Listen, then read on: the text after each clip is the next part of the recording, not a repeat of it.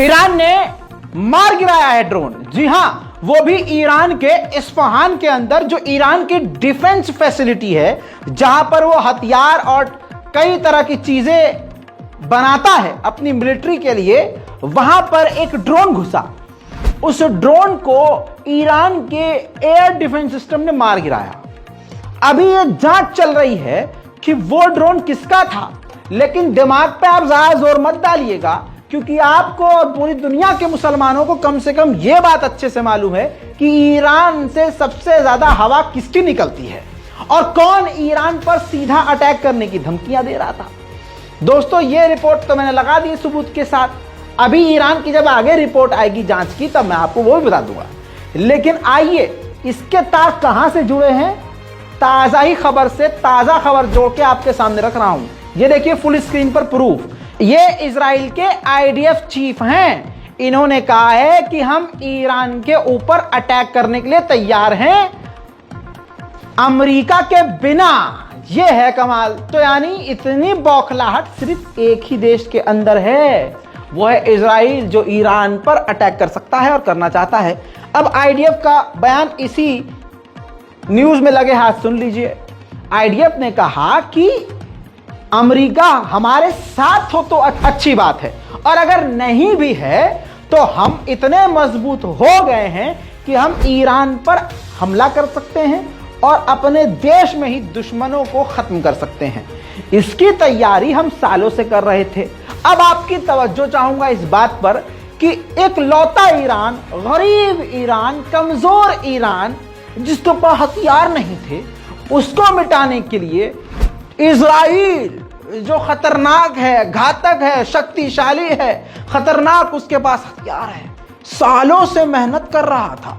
IDF ने खुद कहा है कि इसके लिए हमने सालों से तैयारी की है, और वो तैयारी आज इतनी मजबूत है कि हमें अमेरिका की जरूरत नहीं है। अब आपको बता दूं, कहानी में एक ट्विस्ट है और एक बड़ी खबर है। वो ये है कि आज के दिन खबर है कि ईरान के फॉरेन मिनिस्टर और सऊदी अरब के फॉरेन मिनिस्टर चाइना के बीजिंग में मिलने वाले हैं आज। यह सालों में हो रहा है पहली बार कि चीन में इतने बड़े बड़े नेता, वो भी एक दूसरे के कल तक जो खिलाफ थे, मिल रहे हैं। वहीं यूएई ने ईरान को गले लगा ही लिया है। लेकिन एक म्यान में दो तलवार कैसे होगी, वो आप जानिए और वो यूएई जाने, ईरान जाने कि एक तरफ यूएई इजराइल का हाथ थामा हुआ है, दूसरी तरफ ईरान को ऐसे घुमा के अपने सीने से लगा रहा है। चलिए कोई बात नहीं है।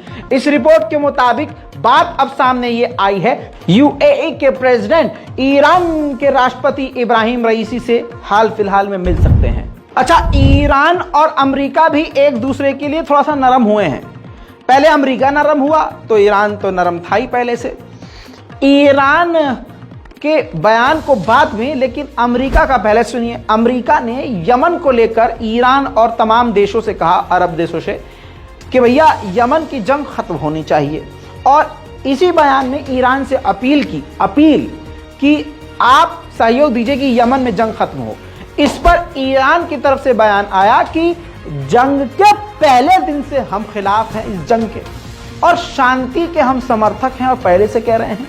तो आप अगर शांति चाहते हैं तो मोस्ट वेलकम, हम आपके इस नेक काम में साथ हैं।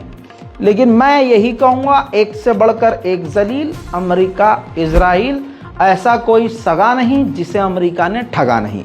लेकिन ये ईरान की, चलिए भाई, वो ईरान बेचारा क्या कहेगा, ये थोड़ी ना कहेगा कि तुम दोगले हो, तुम गद्दार हो, तुम कुछ भी।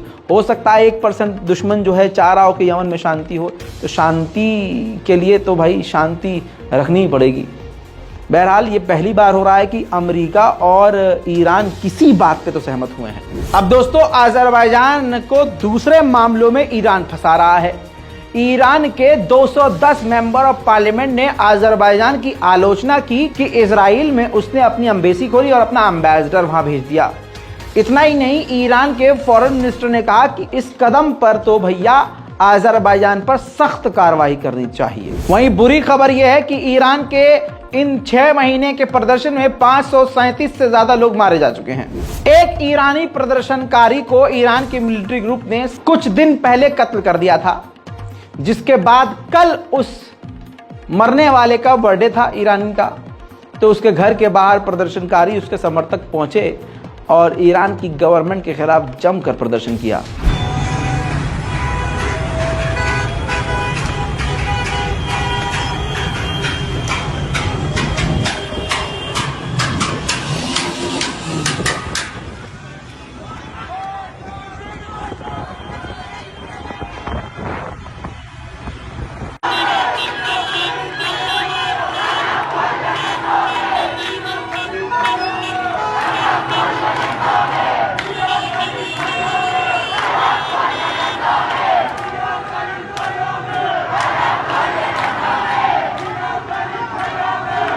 उधर कोलंबिया ने भी इजराइल के मुंह के अंदर अपना मुंह दे दिया है। कोलंबिया ने कहा है कि हमारी जो यूनिवर्सिटी है वो रिसर्च सेंटर तेल अवीव में यानी इजराइल में खोलेगी।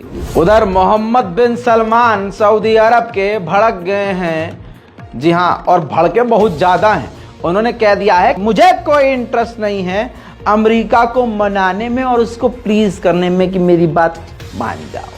और इसी दौरान खबर ये आ रही है जो कि आपकी स्क्रीन पर लगाना ज़रूरी है कि इस बयान के देने के पहले इस अमेरिका के CIA के चीफ सऊदी अरब पहुंचे थे रिश्तों को ठीक करने के लिए, दोनों देशों के बीच में जो इंटरनल जो कमिटमेंट थी, जो वादे थे, उसको पूरा करने के लिए।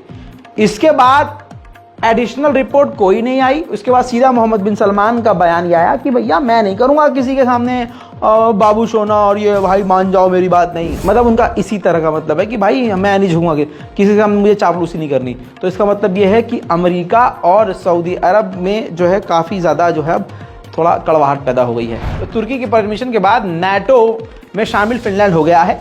अब स्वीडन से बात कर रहा है तुर्की, क्योंकि स्वीडन भी नाटो में शामिल होना चाहता है।